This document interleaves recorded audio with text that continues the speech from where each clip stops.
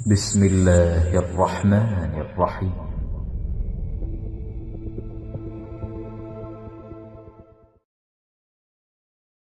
بسم الله الرحمن الرحيم إن الحمد لله نحمده ونستعينه ونستغفره ونعوذ بالله من شرور أنفسنا ومن سيئات أعمالنا من يهده الله فلا مضل له ومن يضلل فلا هادي له نشهد أن لا إله إلا الله ونشهد أن محمدا عبده ورسوله.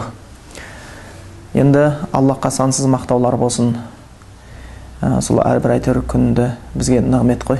Ал бір күннің атқанын, сол таңның атқанын көру, күннің батқанына жету, ол да бір нығмет. Енді біз бұл өмірде қонақ болғаннан кейін, және Аллах Тағала осы бір күндердің ішінде, осыны бір мекендердің ішінде кейбір күндерді, кейбір уақыттарды, кейбір мекендерді бір-бірінен артық абзалдық қойған кезеңдер бар. Мысалға, Мекке жері, сол Құран түскен қалалар, Медина қаласы, болмаса Ал-Ақса, ол жерлерінің бір абзалдығы басқа жерлерден көрі дәрежелер жоғары болады. Сол үшін жоқтағы жасаған құлшылықтар еселенеді. Тура сол сияқты уақыттар бар. Кейбір уақыттар бар, ол кезде жасалған құлшылықтар да еселеніп отырады екен. Мысалы, Рамазан айының кезіндегі уақыттар, Рамазан айындағы қадір кеші деген сияқты, міне сондай және бір абзал бір күнге келіп отырмыз.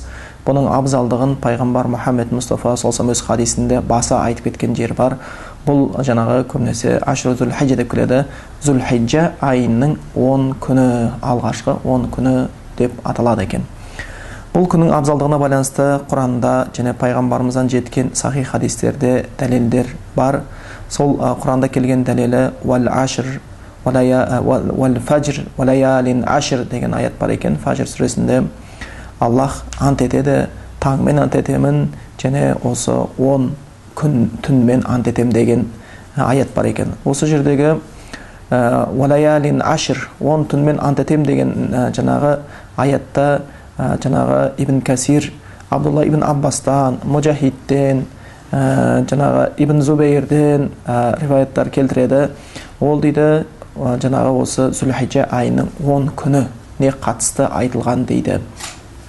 Сол үшін тіпті ғалымдардың арасында, осы Құран сүннетті зерттеуші ғалымдар арасында Рамазан айының соңғы 10 күні абзал ма, жоқ әлде Зүл-Хиджа айының алғашқы 10 күні абзал ма деген таласқа дейін барғандар бар. Кейбір ғалымдар түсіндіріп айтты. Сол жаңағы егер Рамазанға келетін болсақ, Рамазанның соңғы 10 күнінің түндері абзал, ал Зүл-Хиджаға келетін болсақ, Зүл-Хиджаның алғашқы 10 күнінің күндіздері абзал деп айтқан ғалымдар да болды. Яғни бұған байланысты келген аяттарға, хадистерге байланысты екен. Ал енді пайғамбарымыз саллаллаху алейхи вассалам жеткен хадиске сүйенетін болсақ, бұл тақырыпта Имам Бухари Абдулла ибн Аббастан келтіреді. Ол хадисте пайғамбар айтқан екен: «Ма мин айямин», қандай бір күн болмасын дейді. «Ма мин айямин ал-амалу салиху фиха ахаббу илаллах мин хадихил айям». Яғни қайсы бір күн болмасын, ізгі амалдар, салихалы амалдар, Құранда сүннетке сәйкес болған амалдар деп келеді, Аллах Тағала үшін өте сүйікті тура осы Зүл-Хиджа айының 10 күнінде. Фи хазихил айям деп келеді. Яғни осы Зүл-Хиджа айының 10 күндегі амалдар басқа күндермен салыстырғанда Аллах үшін өте сүйікті деп айтқан екен. Пайғамбарымыз саллаллаху алейхи вассалам осы бір Зүл-Хиджаның 10 күндегі амалдарға сондай бір мән беріп айтқан кезде, қасында отырған сахабалар бұны сондай бір таңғалумен қабылдаған болса керек. Ол кісілер пайғамбарымыздың аузынан осы сөз естіген кезінде, олардың айтқан сөздері пайғамбарымызға сұраулы күйде қойған сөздері былай болған екен: «Қалу я Расулалла, ей Аллахтың елшісі, уәләл джихаду фи сабилилла». Сонда бұл 10 күнде істелінетін салиха амалдардың сауабы Аллах жолында джихад қылғаннан да абзал ма деген сұрақты қояды. Сонда пайғамбарымыз жауап берді: «Уәләл джихаду фи сабилилла», я Аллах жолындағы джихад қылғаннан да абзал деп айтқан екен. Яғни бұдан шығатын қорытынды не? Ол кезде бір ораза тұтқан адам, ол кезде намаз, садақа берген адам, зікір қылған адамның сауабы Аллах жолында джихад қылған адамның сауабынан да еселеніп түседі деген сөз. Сол үшін пайғамбарымыз «Уәләл джихаду фи сабилилла», тіпті Аллах жолындағы джихад ол күннің ізгі амалдарының сауабымен теңеспейді деп айтқан екен. Илля тек қана бір жағдайда Раджулун хаража би нафсихи ва малихи сумма лам яржих мин залика би шей деп келеді. Тек қана бір жағдайда сол Аллах жолында соғысқа шыққан адам, жихадқа шыққан адам жаны мен малымен шығып, не малы да жаны да оралмай, яғни сол Аллах жолында шейіт болып кеткені болмаса деп айтқан екен. Ондай болатын болсақ, бұл хадистен енді көріп отырғанымыздай, яғни бұл алғашқы 10 күнге өте ықтият мән беру керек екен. Жалпы Аллах Тағаланың Құранында мұсылмандарды сипаттайды ғой, сол сипаттардың біресі «Омай юаззим шааираллахи фаиннах мин тақуал қулуб» дейді. Аллахтың белгілерін дейді, сондай ұлықтайтын, құрметтейтін адам болатын болса, ол оның жүрегінің тақуалығын көрсетеді дейді. Мұсылман адам сондай бейғам өмір сүрмеу керек екен. Мұсылман адам енді біледі, енді ата-бабамыз айтқан сияқты, бұл өмірге біз қонақпыз дейді ғой, бір 5 күндік өмірге келгендейміз, қонақпыз дейді. Сондан қайтатын жеріміз бар. Сондықтан қайтатын жеріміз Аллахтың алды болғандықтан, ол күнге бір дайындықтар керек болып қалады екен. Адам бір маңызды адаммен жолығатын болса да дайындалады ғой. Ал енді әлемнің Раббысы Аллах Тағаланың алдына жолығатын күн бар. Ол күнге де дайындалу керек болып қалады екен. Сол күнге дайындыққа жасаудағы және бізге Аллах Тағаланың берген кеңшілік мүмкіншілігі осы Зүл-Хиджа айының 10 күні болып табылады екен. Оған қатты мән беру керек. Және де Зүл-Хиджа айы алғашқы сол 10 күні деп келдік. Сол жаңағы Зүл-Хиджа бірінен бастап болса 10-ші күні бұл жаңағы Құрбан айт күні болып есептелініп қалады екен. Зүл-Хиджаның 9-ші күн Арафа күні деп атайды. Арафа күніне байланысты және хадис бар. Пайғамбарымыз Мұхаммед Мұстафа солсым айтқан, ол күннің оразасына байланысты «Ахтасибу алаллахи аюкаффира ас-санаталлати қаблаху ва санаталлати ба'дах» деп келеді. Мен Аллахтан үміт етемін, Арафа күнінің оразасы дейді, оның сауабы сондай, яғни өткен жылдың күнәларын және келер жылдың күнәларын кешіріп жібереді деп, өшіріп жібереді деп үміт етемін дейді. Қарасақ, сол күннің бір күннің оразасы 2 жылдың күнәсінің кешірілуіне себепкер болып қалады екен. Енді бұны жүрегінде иманы бар, Аллахқа жолығуды үміт еткен пенденің шынымен бұл күндерді ғапыл өткізбеуі өте керекті шаруа болып табылады екен. Енді бірақтан осы жерде ескере кету керек, бұл хажда жүрген адамдар болатын болса, қажылық кезінде олар Арафа күні ораза тұтпайды. Бұл қажылыққа жаңағы бармаған кісілердер сол жаңағы Арафа күні ораза тұтады. Өйткені қажылықта жүрген адамға сондай бір күш-қуат керек. Ол күні олар ертеден кешке дейін бір дұғада болатын күн болып табылады екен. Сондан енді осы айларда енді жаңағы хадиске кеп сүйенетін болатын болсақ, айтады «Мамин айямин ал-амал солиху ахаббу илаллахи фиха ахаббу илаллах» деген сияқты, қандай бір күн болмасын салихалы амалдар Аллахқа өте сүйікті. Жаңағы осы 10 күнде деп келгендей, онда салихалы амалдар жайында біле өтсек, қандай амалдар жасаған жақсы. Жалпы жүрегінде иманы бар мұсылман деген адам қолынан келгенше ізгі амалдарға ұмтылады. Кәдімгі талдың жемісі болған сияқты, иманның да жемісі болу керек. Иманның жемісі оның ізгі салихалы амалдары болып табылады екен. Болмаса имам Шафиғи өзінің бір сөзінде айтып кеткен сияқты, біз жаңағы адамның тірі екенін, болмаса өлі екенін, кеудесінде жан бар ма, кеудесінде жан жоқ па дегенді қимылдаған, қимылдамағанына қарай білгеніміз сияқты, жүректегі иманның бар жоғын амалдың жасаған, жасамағанына қарай анықтай аламыз деген екен дейді. Сол үшін мұсылман баласы қолдан келгенше ізгі амалдарға тырысатын болып табылады екен. Бұл кездерде істелінетін амалдар енді ол намазға өте бекем болу. Ибн Хажар ал-Асқалани осы Зүл-Хиджа айының 10 күндігін түсіндіре келіп айтады. Бұл күндердің және бір ерекшелігі дейді, басқа күндерден дейді. Бұл күндерде дейді, басқа күндерде болмайтын бір ерекшелік бар дейді. Бұл кезде уммахатул айбада дейді, құлшылықтардың негіздері, құлшылықтардың анасы болған сияқты ірі құлшылықтар осы күнде жиналып қалады дейді. Олар намаз. Яғни мұсылман адам күнделікті намаз оқиды, басқа айда уақыт оқиды, бұл кезде намаз оқиды. Одан кейін ораза. Яғни жаңағы Арафа күн оразасы болар, болмаса 10 күнде ораза кісілер бар. Негізгі хадисте келген Арафа күннің оразасы ораза дейді. Хаж. Басқа айда хаж істей алмайсың. Бұл күні хаж істейтін болып екен, садақа дейді. Мұны сол сияқты қарасақ, сондай бір жаңағы құлшылықтың үлкендері, исламдағы 5 парыздың бәрі осы Зүл-Хиджа айының алғашқы 10 күннің ішіне жиналып қалып отыр екен. Бұл басқа айларда, басқа кезеңдерде бола қоймайтын ерекшелік деп баса айтып кеткен екен. Сол үшін бұл кезде қолдан келсе ізгі амалдарда көп жасауға тырысуымыз керек. Оның жаңағындай мұсылман адам енді 5 уақыт намазына барынша ықтият болуға тырысады ғой. Енді ата бабаларымыз өзі айтып кеткен сияқты 5 уақытта 5 намаз, біреуі қаза қалмасқа деп кеткен. Ол тек қана 10 күнде емес, басқа күнде де оқылады. Бірақ соның кезінде және қосымша нәпіл намаздарға барынша ықтият болуға тырысу керек болады екен. Өйткені құлдың Құдайға жақындап жатқан амалдардың ішіндегі ең жақсы амалдардың біреусі намаз болып келеді. Пайғамбарымыз да сахабаларын айтушы еді: "И'ламу анна хайра а'маликум ас-сала." Біліңдер, сендердің істеп жүрген амалдарының ішіндегі, істердің ішіндегі ең абзалы намаз деп кеткен болатын. Сол үшін намаз оқылмайынша ол адамда абзал іс бар деп айта алмайды екенбіз. Бұның абзалдығы да сондай болса керек.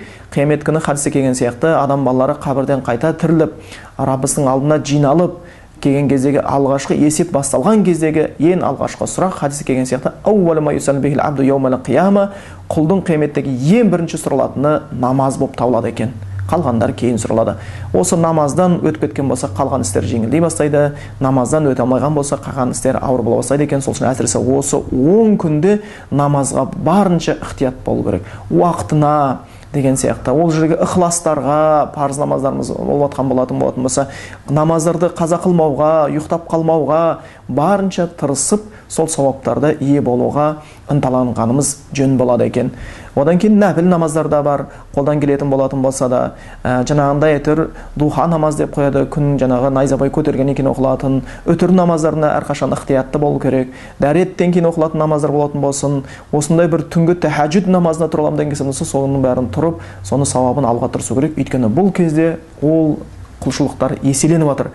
Жаңа еселенудің өз алдына, яғни ахаббу илаллах, Аллах үшін өте сүйікті салих амал арқылы адам баласы Аллахтың махаббатына да бөлену ықтималдығы туындап жатыр екен. Өйткені біз білеміз, Аллахты сүйдім деген бұл жарты сөз, бірақ ал ештеңені шешпейді.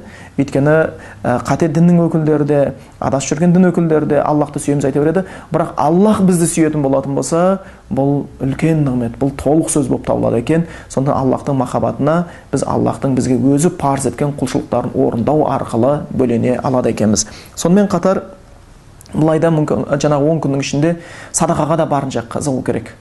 Садақа дегеніміз пайғамбар хадисте келген сияқты иттақуннар уала бишиққи тамратын дейді ғой. Дозақтан өздеріңді жарты құрма беріп болса да құтқарыңдар дейді. Әркім өзінің көрпесін арып көсілетін шығар.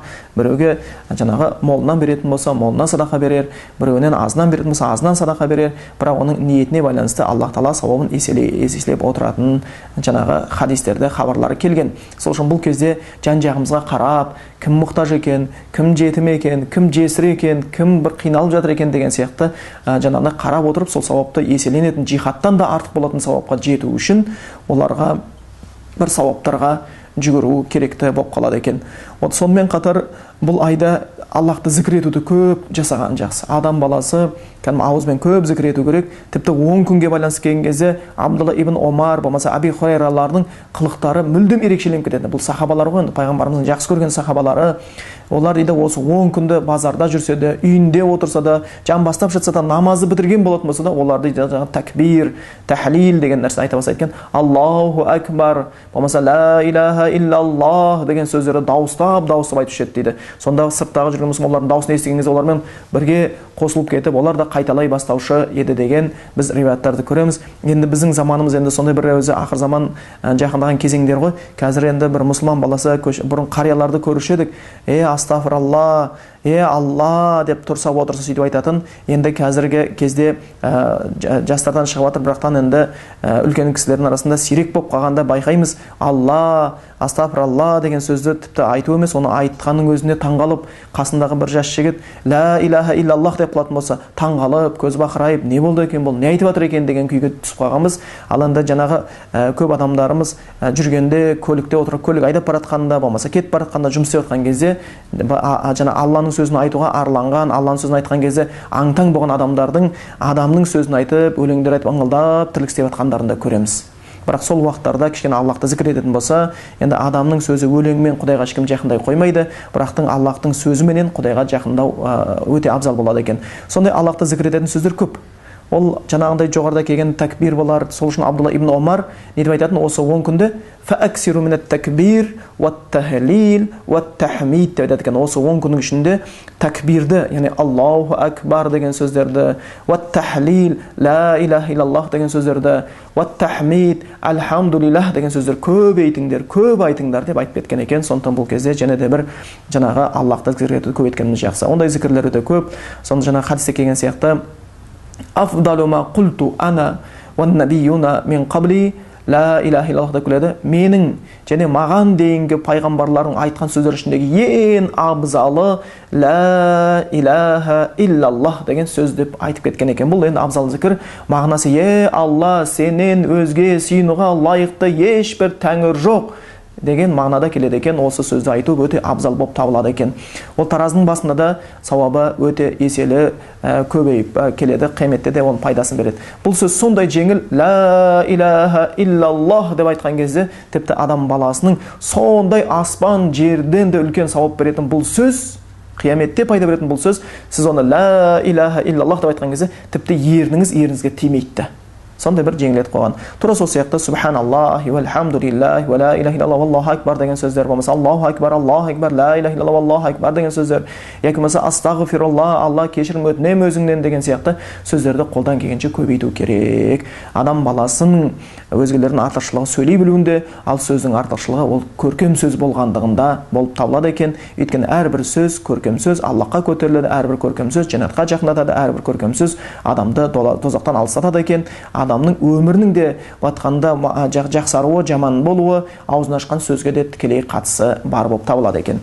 Және де осы кезде қарапайым көмектер, туыстық қарым-қатынастар, әке-шешеге деген жақсылық, оларға қолдан келген болмаса, туыстардың халін білу, ауырған адамның жағдайын сұрау деген сияқты, тіпті хадисте келген сияқты табассумука фи важи ахика садақа, бауырыңды көрген кезде жылы шыраймен күлімсіреп қарсы алуның өзі садақа деп келеді. Оның өзімен де сауап іздеуге тырысуымыз керек. Біз пайғамбарымыз жеткен хадистерді, риwаяттарды білетініміз бойынша бір адам жайында айтады, ол өзінің бір титтей ғана бір елеусіз тіршілігіменен күнәсінің кешіріліп жәннатқа лайық болғандығын хабарлайды. Ол адам не істеген еді? Жолда кетіп барған кезде қараса жолдың бойында бір жаңа тікенді талдың бұтағын көреді. Мына бір адамдарға зиян береді-ау, мен алып тастайын деп, ешкім жоқ, ол жолдан өтетін адамдар, оның тек туысқандар емес, барлық танитын, танымайтын адамдар өтеді. Соны жолдан алып тастаған үшін Аллах Тағала оның күнәсін кешіріп тастаған екен.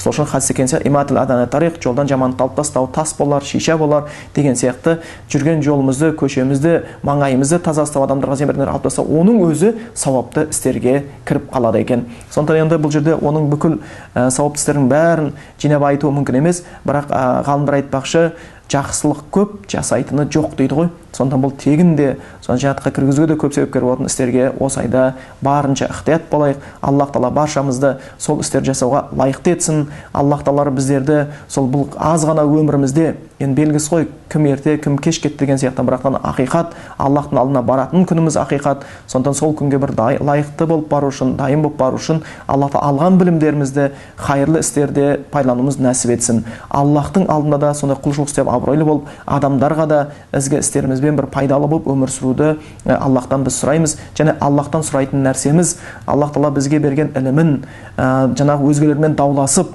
жаңағы болмас жерде жауласып өткізгеннен көрі Құран сүннетке лайықтап, дәл басып өмір сүруді нәсіп етсін. Субханак Аллахума бихамдика, ашхаду ан ла илаха илля анта, астағфирука ва атубу илейк.